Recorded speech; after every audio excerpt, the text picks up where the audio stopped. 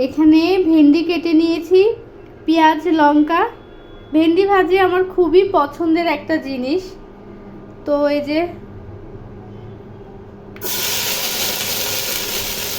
রান্না করব, ভেন্ডি ভাজিটা এখন রান্না করব।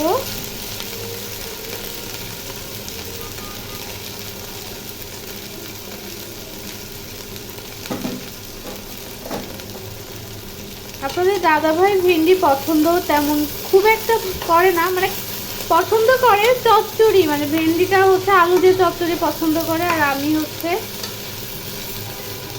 ভেন্ডি ভাজি পছন্দ করি। পেঁয়াজ কাঁচা লঙ্কা দিয়ে ভাজি করব, লবণ হলুদ দিব, লবণ দিয়ে দিলাম, আর দিয়ে দিব হচ্ছে হলুদ।